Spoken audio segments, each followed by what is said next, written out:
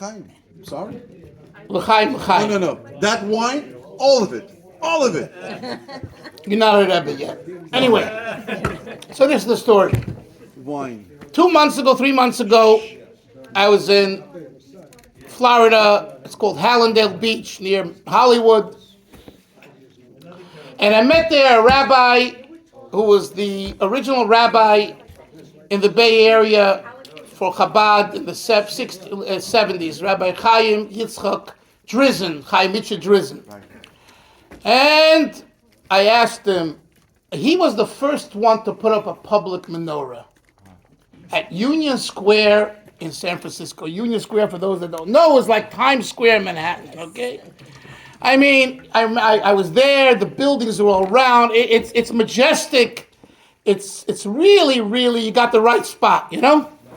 Anyway, so... I want Naftali not to miss the story. Naftali, where are you, Naftali? If he left behind my back. Okay, you'll have to give it to him. You give it over to him. Anyway. Anyway, so he told me like this. This is the story of the menorah. The story of the first Chabad menorah in the world was Union Square, 1975. That was the first time Chabad put up a public menorah on public property. Oh, how did Rabbi Drizin manage to get in 1975 the community to allow him to do that? Well, let me tell you a little bit about San Francisco Jewry, San Francisco mindset. Maybe someone's there from San Francisco, but what I know of it is the following. San Francisco people, Jews included, are very liberal. Liberal people, let me finish, please. You're welcome to argue. We have two lawyers here, Moshe and what is it? Chani. Whether they agree or disagree, I don't know, but I don't care. They'll argue anyway. Anyway, San Francisco Jews are very liberal. San Francisco people are very liberal. Mind you, Jews. Everyone's liberal. Liberal means, in a way, everything goes, but everything goes if it makes sense. It makes sense to them. To them.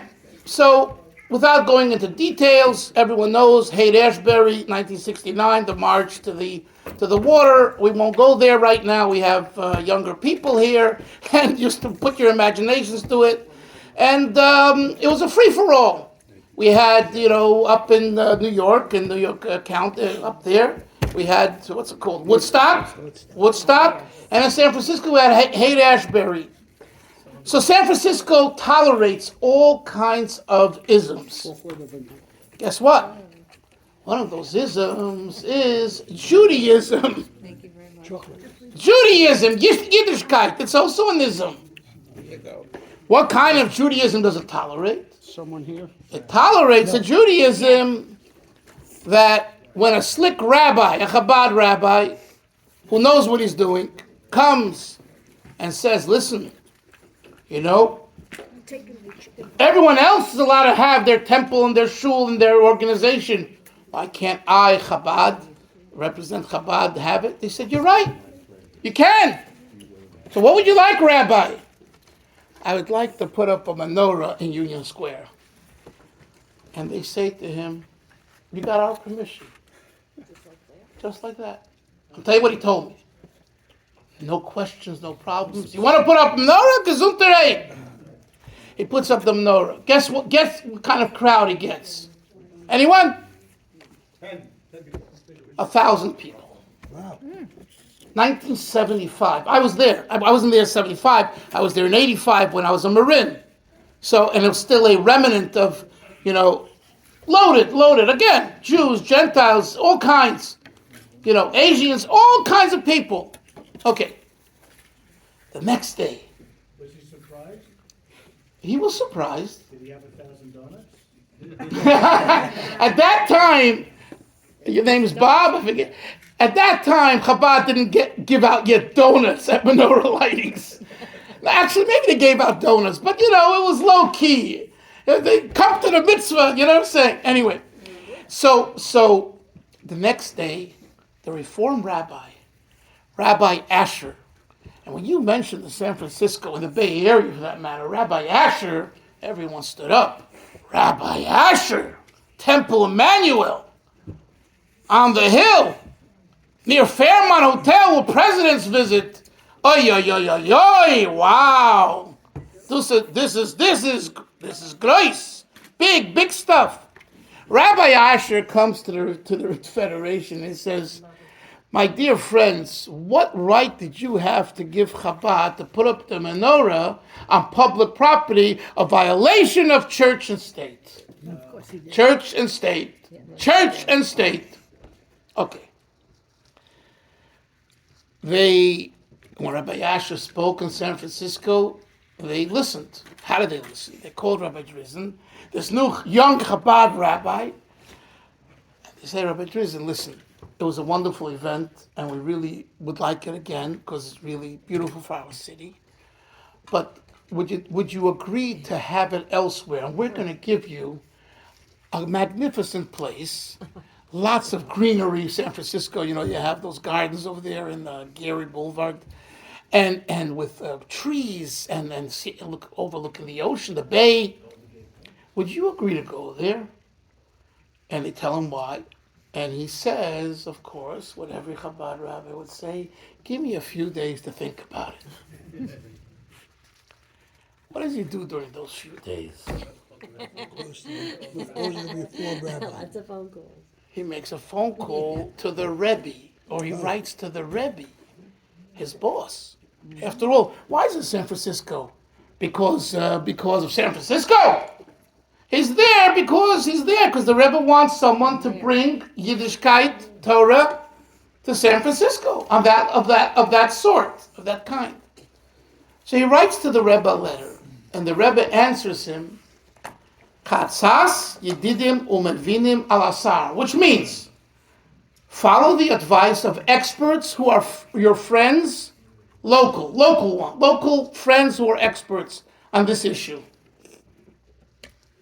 He spins his head. He was the only Chabadnik in San Francisco at the time in 1975. There was an Orthodox shul, Rabbi Adath Israel, Rabbi Traub, but, his kind. The Rebbe's telling him, look for experts who are friends of yours. That means like Rabbi Block and I, we're friends. We're friends from childhood, teenhood. You know what I'm saying? We know each other. You know what I'm saying? There are things we don't have to spell out. We know each other. He didn't have anyone like that. And the Rebbe tells him, what should you do? Ask those people. Guess what happens that week? Elijah the prophet, Eliyahu Navi, appears in the form of two Hasidim. There was a Chassid, the first shliach of the Rebbe to the West Coast was Rabbi Shmuel David Reichik. We knew him, very special Jew. Same one from Florida, Reichik's grandfather. Right. That's the grandfather of the one that you know from Florida. That's right. And we knew him. He was older than us, but we grew up with him. Anyway, we're a little older, you understand? The grandkids, they're all over, right? But, Rabbi Block and I already consider senior shluchim, senior rabbis in Chabad. That's the way it is, right? We all know we get a little older, right? A kvetch here, a kvetch there. Speak for yourself. Okay, anyway. So the bottom line is he comes with another chassid who happens to be a relative of ours, a Jew who sat 9 years in Siberia for fighting Stalin and communism and the KGB. His name was Reb Mendel Futterfass. He's a legend in Chabad circles. And they came together to raise money for the yeshiva in Israel, for a Chabad yeshiva for actually Russian Jews, or Ukrainian Jews, whatever, Jews from that part of the world. And they would come once a year. And they would stay usually one day because they didn't have many people to go to. In LA, Los Angeles had many people who appreciated these type of people, and they would support them and give donations. But in San Francisco, it was a very secular.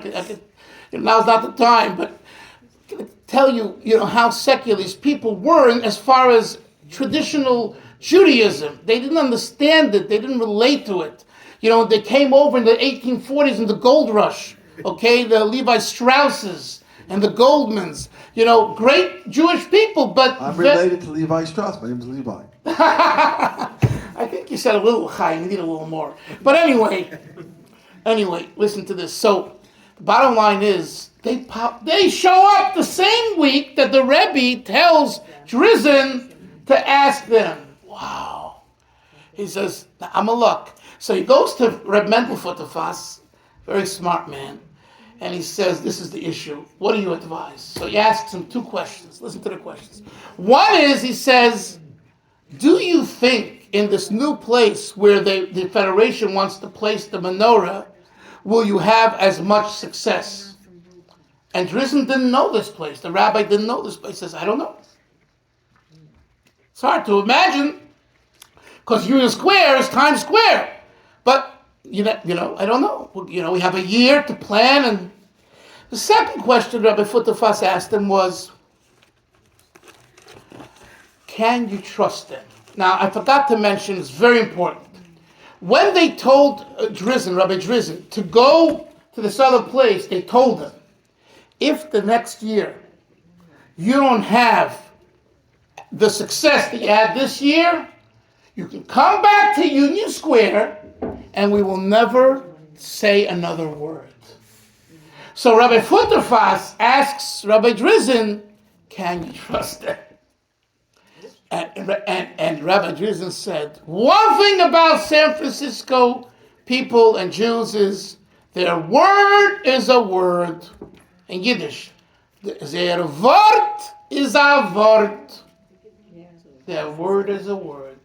They might be liberal and very far from traditional Judaism.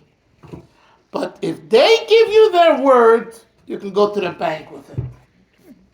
Okay. He ends the story there, Drizin. I remember we were about to both leave shul, and I say to him, because what's the next question? What happened? Makara. What happened?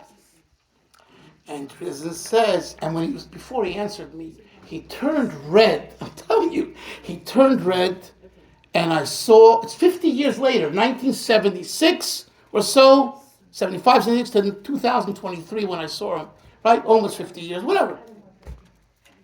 And it's like on his heart. Can't stomach it. And he says to me with a scream, he says, I had 50 people. 50 people compared to 1,000 people. And I could see it all over his face, how he's churning inside. And wait, not over yet, almost. The word's not a word. That's the next part. And then I asked him what happened the year after. He says, they let me come back. And ever since, and this is true, it's on record, the menorah has stood in Union Square without anyone, including Rabbi Asher, being able to open his mouth. And if you think about it, I know there's been in New Jersey stories and other places stories with church and state. If any place should have had a church and state issue, it should have been San Francisco, and it didn't. I forgot a punchline. You forgot? I forgot. One more thing. Punchline? Yeah. No. Rabbi Futterfass said to him, listen to this, and I'll tell you, wait, not the punchline. Rabbi Futterfass said to him, and you have to understand, this guy Futterfass, this Futterfass fought Stalin. And I know it, and Levi knows it. So if he fought Stalin, he's scared of San Francisco Jewry. This is a small change. I'm telling you, this is a small change for him. And all of a sudden, he tells Drizin to listen to the Federation and try going there. It's so antithetical. Look at Rabbi Block, how he's making, it's like, wow, that's really strange. It's not like him. And he gave him a parable. He was very good with parables. We call him mushal. He said, the Gemara Talmud talks about one ox goring another ox. He says to Drizin, when the ox gores another ox, what does the ox need to do to give a good zetz? No, he needs to go back. It goes back, and then it runs forward and gives a good zetz, a good bang, a good shtois, a good gore. Sometimes you gotta go back.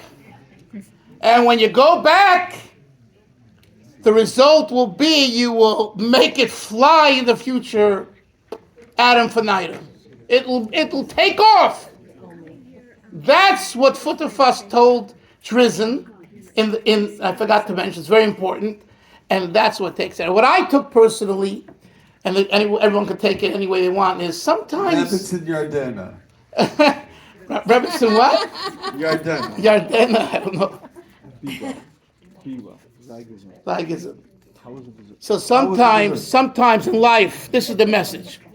Sometimes in life, you want to really go forward. You want to come out with a bang, and you say to yourself, "I'll be a loser if I don't, go forward. Who am I? What am I made of? This is what I gave my career for." Sometimes you have to remember that the discipline and the control of holding yourself back will result in a tremendous outcome that's much more positive than what you would have done. L'chaim, l'chaim. L'chaim, l'chaim.